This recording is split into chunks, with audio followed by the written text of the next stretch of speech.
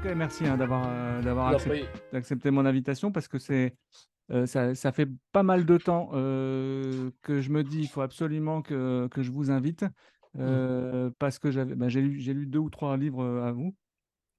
Parce que il y a la passion du chien, donc forcément, à un moment, Oui, bien sûr.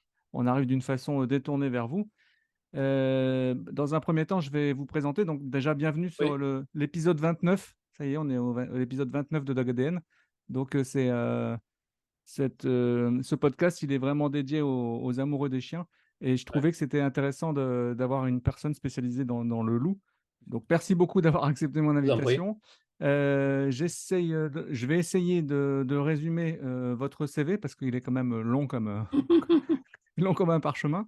Euh, donc, vous êtes avant tout écologue et éthologue. Oui.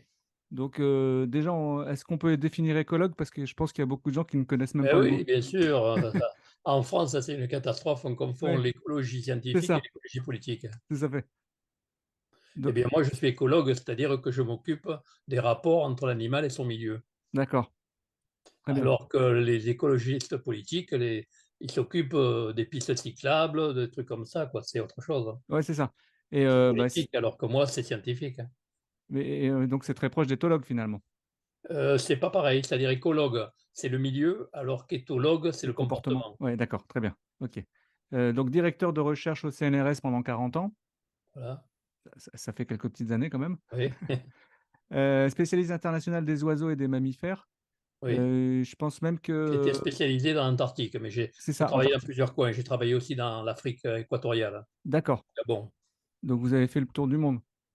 j'ai fait pas mal de pays, presque la moitié. Oui, Et il me semble aussi, vous n'avez pas été à l'origine de la protection d'un territoire? oui, dans les terres australes, hein. C'est ça, hein. C'est-à-dire le Kerguelen, toutes C'est ça, ces îles Kerguelen. qui Ouais, maintenant sont les plus importantes en France, hein, à part ouais, la Guyane, hein, d'accord. et qui sont les deuxièmes au monde Ok, en très bien. superficie. Donc moi, je vous avais découvert à travers le livre Guide d'éducation éthologique du chien que vous Mhm. aviez coécrit avec Guillaume. Oui, Euh, je me- Avant ça, je vous avais découvert à travers l'histoire avec Kamala. vous avez tout lu, oui. Bah Et les ouais, deux derniers aussi, vous les avez lus sur bah, le loup. en fait, j'ai commandé le dernier Ah, et bah, j'ai toujours pas reçu, donc il va pas tarder à arriver, je pense. Et comme j'évite de commander chez un fournisseur avec un grand A, ah, voilà. voilà. Ça m'étonnait que vous ayez eu tant de temps, oui. C'est un petit peu plus long, mais c'est pas grave, je préfère. Ouais. J'essaie de préserver à Enfin, ma en tout façon. cas, mon dernier sur le chien, là, Ouais. il est unique. C'est-à-dire qu'il y a pas un seul bouquin sur le chien actuellement qui réunit autant d'informations sur la compréhension du chien. Mais en fait, c'est pour ça quand j'ai regardé la table des matières du Hmm, livre, quand hmm. je l'ai commandé, j'avais quand même réussi à avoir la table des matières et je me suis dit, mais c'est exactement le genre de livre qui m'intéresse et qui va intéresser aussi les auditeurs de Dog Ah, ADN. absolument, hein. Vous en particulier, parce que je vous dis, il n'y a aucun bouquin actuellement qui donne autant d'informations. Moi, j'étais scientifique au départ. Maintenant, depuis que 20 ans que je suis à la retraite, je m'occupe que de journalisme scientifique, entre Oui. guillemets, c'est-à-dire Mhm. que j'essaie de traduire en langage simple. Et là, je dis tout ce qui existe, tout ce qui est connu actuellement sur le chien, d'une manière simple et en raccrochant chaque fois au loup. Et mis à jour parce Et que voilà, et là, c'est toutes les dernières connaissances. parce que je suis en train de m'apercevoir, il me semble que c'est dans un de vos livres que j'avais lu ça, mais le fait, la certitude que le chien descend du loup remonte pas de très très loin finalement. À travers Voilà, il y a 20 ans. 20 ans, c'est rien dans l'échelle du temps. Non, non, bien sûr. Mais hein, il y a encore des gens qui s'en rendent pas compte et qui me croient pas, hein. Oui, Alors que c'est archi prouvé maintenant. il y a encore des gens qui pensent que la Terre est plate, hein, donc on va Oui, pas. voilà, c'est ça, oui. Mais vous savez, on vit dans une époque de l'obscurantisme, c'est-à-dire les C'est ça, gens, vous leur dites que vous avez fait votre carrière là-dedans, ils ne voient pas ça, ils voient pas la différence avec le gars qui a lu un bouquin. c'est ça, tout à fait. Et justement, je me posais la question, comment vous en êtes arrivé à vous spécialiser dans le loup?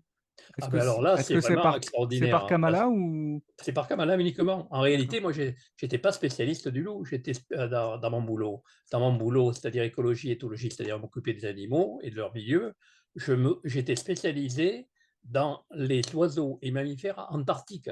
Oui, tout à fait. Donc, rien à voir. J'ai passé près de 9 ans en Antarctique. Et par contre, le hasard a fait que ma femme était une amoureuse des loups et donc le directeur du zoo de Montpellier a eu un D'accord. loup en Ouais. trop qu'il allait piquer et donc à l'époque, c'était possible d'avoir un À loup chez l'époque, soi. ouais, c'est Maintenant, ça. c'est interdit. On Ouais. ne peut plus avoir un animal sauvage. Et pas plus mal d'ailleurs, Oui, oui, parce que tout à ça fait demande d'accord. des sacrées Et même compétences. moi qui était professionnel, je raconte dans mon histoire de Kamala que c'était limite, hein, plus que limite, hein. Et donc, Heu, c'est comme ça que je suis arrivé à Kamala. Et puis après, quand j'ai fait le bouquin, j'attendais la retraite pour faire ce bouquin sur Kamala, sur le loup, quoi. oui. J'avais élevé à la maison parce que je m'étais rendu compte que ce que les scientifiques n'ont pas vu, c'est que le loup est altruiste. Oui, c'est C'est-à-dire ça, qu'il tout à fait. défend les membres de sa famille. Or, les membres de sa famille, sa meute, c'était nous. Donc je m'en suis rendu compte comme ça.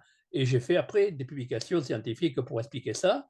Et je suis donc devenu au second degré un spécialiste du loup, mais tout à fait par hasard. Et après avoir écrit ce bouquin sur Kamala, je me suis dit, mince, le chien et le loup, c'est tellement proche qu'il n'y a pas beaucoup de bouquins qui expliquent ça correctement.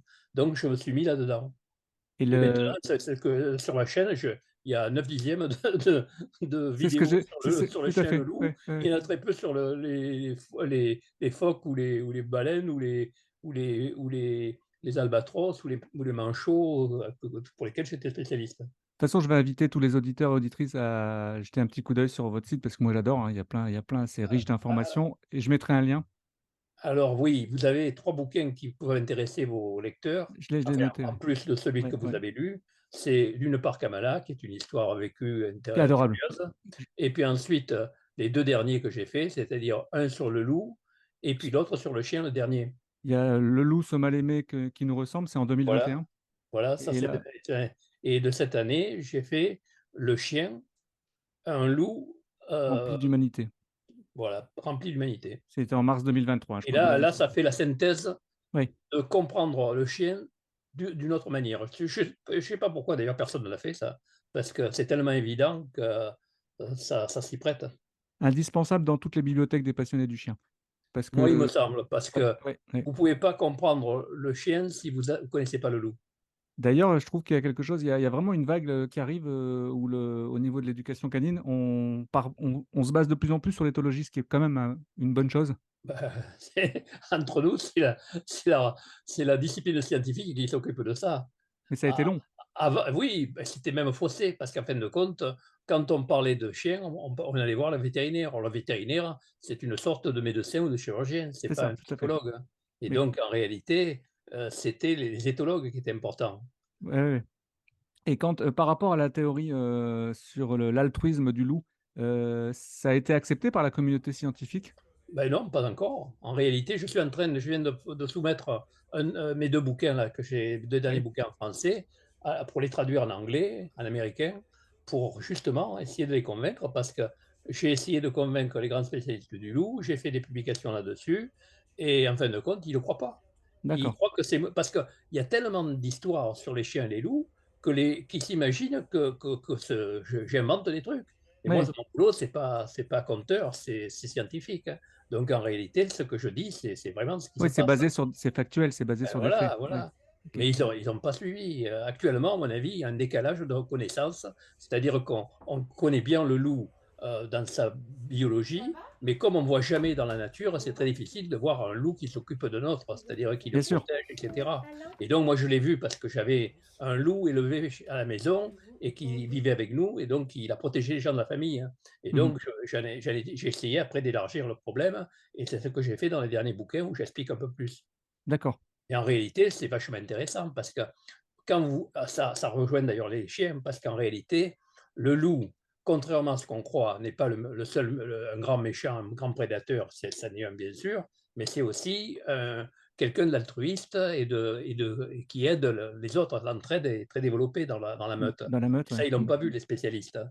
Et par contre, chez pas tous les chiens, mais beaucoup de chiens, vous avez ce gène qui s'est transmis. C'est-à-dire que vous avez des chiens qui défendent leur famille, et qui ont repris ces trucs du loup. Donc en D'accord. réalité, ça explique non seulement le loup, mais ça explique le chien.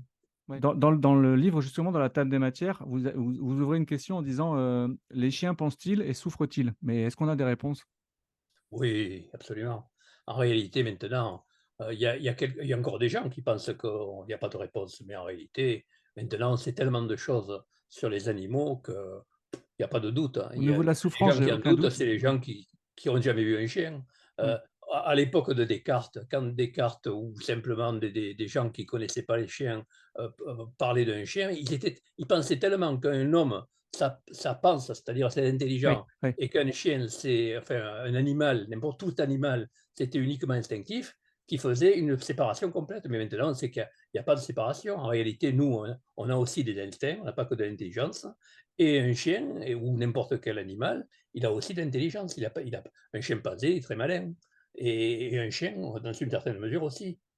Est-ce Donc qu'on en réalité, maintenant, ça rejoint d'ailleurs l'aspect philosophique et éthique, c'est-à-dire que maintenant, on s'aperçoit qu'en réalité, entre l'homme n'est qu'un animal comme les autres. ouais, Bon, bien sûr. il est spécial et ça nous intéresse beaucoup parce qu'on est là, mais en réalité, on voit bien qu'en réalité, on fait partie des animaux.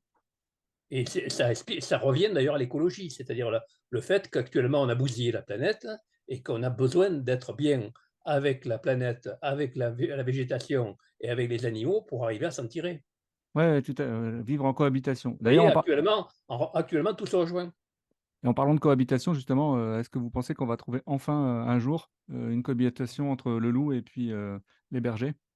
Ben en France, non, parce qu'en France, on est en retard, on a 50 ans de retard par rapport à d'autres pays. Par exemple, Italie, Espagne? c'est pas normal qu'en France, on estime que c'est pas compatible le loup et le mouton, alors qu'en Italie, en Espagne, en Hongrie, en Turquie, les bergers savent comment se défendre Oui. contre le loup. Il y a trois réponses, c'est-à-dire qu'il faut des clôtures, surtout la nuit, il faut des bergers et Mmh. il faut des chiens de garde, pas seulement des chiens qui protègent qui protègent le troupeau et qui l'empêchent de partir dans tous les Ouais, sens ouais, bien sûr, bien sûr. et qui protègent des grands prédateurs. En France, la race qui servait à ça, c'était le patou. Et maintenant, ça fait un siècle qu'on n'a plus de loups, donc ça ne servait plus à rien. Et donc les patous ont un peu changé de caractère. On est en Ouais, train ouais, de ils les sont moins sélecti resélectionner. ouais, ouais. Et maintenant, les seuls bergers en France qui arrivent à se défendre contre les loups, ben, c'est ceux qui protègent leurs troupeaux. Et Mmh. entre nous, c'est même anormal que la loi n'oblige pas les gens à se protéger. Actuellement, quand vous êtes attaqué, quand un loup attaque un troupeau, on rembourse le berger, enfin pas le berger, l'éleveur plutôt, le patron, Ouais, ouais. mais on ne lui demande pas de garantie. On lui conseille s'il pouvait garder, mais ce n'est pas obligatoire. Alors qu'en Allemagne, par exemple, vous n'avez pas un sou de dédommagement si vous ne gardez pas vos moutons correctement. Donc, et d'ailleurs, actuellement, en ce moment même, les loups attaquent surtout aux bordures, c'est-à-dire pas aux endroits où les gens ne savent pas quoi faire, parce qu'ils ne savent pas se défendre contre les loups, alors que par contre, dans les Alpes, où là, il y a des loups depuis 92, eh Oui. bien là, maintenant, ils savent et ils commencent à plus avoir de problème. Enfin, ils en ont moins qu'avant, en tout cas. Parce qu'avant, on utilisait beaucoup le patou pour défendre et maintenant on utilise, pas mal de bergers, Et oui, parce que le de patou, Turquie, tout ça, mais qui sont voilà, beaucoup parce plus que le agressifs, en patou, fait. il a un peu dégénéré, c'est-à-dire qu'on avait un patou qui était très adapté pour défendre contre les prédateurs. Il n'était pas bon du tout, même pour garder les moutons, mais par contre, il gardait contre les moutons, les ours et contre les loups. Et D'accord. maintenant qu'on a repris ces patous qui, depuis un siècle, étaient uniquement sélectionnés pour l'esthétique, eh bien, on avait perdu sa Ouais, capacité. ouais, Alors, ouais, on est l'instinct. obligé actuellement de resélectionner des patous pour les rendre bien protecteurs du troupeau. Mais par contre, que ce soit les bergers d'Anatolie, c'est-à-dire ou les bergers des Abruzzes Les en abruzzes, hein, ouais, Italie ouais. et Anatolie de Turquie, ce sont des chiens bergers qui ont protégé les troupeaux tout leur temps, qui ont été sélectionnés pour ça. Et donc, on préfère ça parce que, enfin, il y a certains bergers qui sont plus exigeants, ils préfèrent ça parce que là, ils savent qu'il y aura un résultat garanti. Alors qu'un patou, si on prend un patou qui a été dans une lignée qui était pour l'esthétique, Ouais, eh bien, beauté. c'est Mmh. foutu. Ouais, ouais, ouais. C'est pas ce qu'il faut. Parce qu'aujourd'hui, Il a perdu ses bases.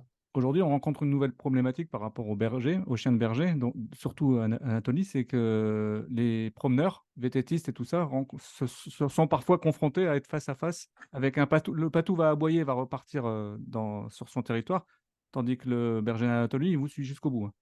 Oui, mais c'est normal parce que le berger d'Anatolie, son boulot, c'est les moutons. Alors qu'un patou, il a été sélectionné pendant un an à être à la maison, donc on a sélectionné les plus gentils, etc.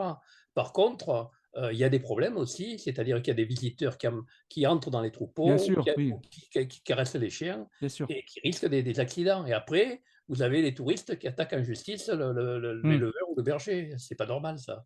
Il faut comprendre actuellement, on a perdu le fait qu'on n'ait plus de loups depuis un siècle, ça fait perdre les bases, les connaissances, la culture de base. Bienvenue dans le monde moderne. Mmh. Heu, est-ce que, le chihuahua descend du loup?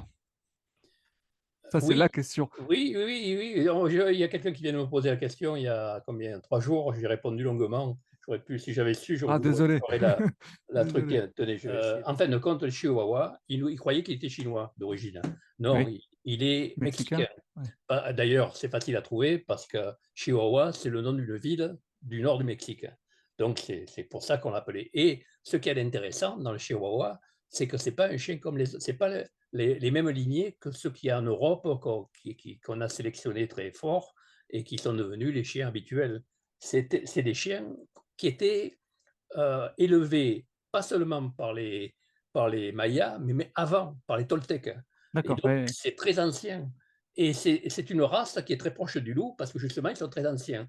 Et alors par contre, maintenant, justement, on s'aperçoit d'une part que c'est prouvé que tous les chiens viennent du loup et pas Darwin, Lawrence, les grands mmh, mmh biologistes, mh. s'imaginaient que que c'était tellement variable, un chien, que ça venait de plusieurs canidés, c'est-à-dire c'était un Ouais, croisement de chacal, de ouais, chacal, renard, de et tas de cetera. trucs. Ouais, ouais, ouais. En réalité, ça vient uniquement du loup, mais il y a plusieurs lignées qui se sont avancées parallèlement. C'est-à-dire qu'en Europe, on a les chiens qu'on connaît, Oui, qui ont été sélectionnés pendant les 2 derniers siècles surtout, mais par contre, le chihuahua, c'est un chien très primitif et qui avait été sélectionné d'une manière très particulière, non pas pour garder les troupeaux ou pour garder la maison, enfin ça garde quand même, ça aboie, ça mais ouais, ça prévient. surtout, Mmh. ça a été en opposition au loup. C'est-à-dire c'est l'équivalent en Chine des Shih Tzu et les Pékinois et les Shih Tzu,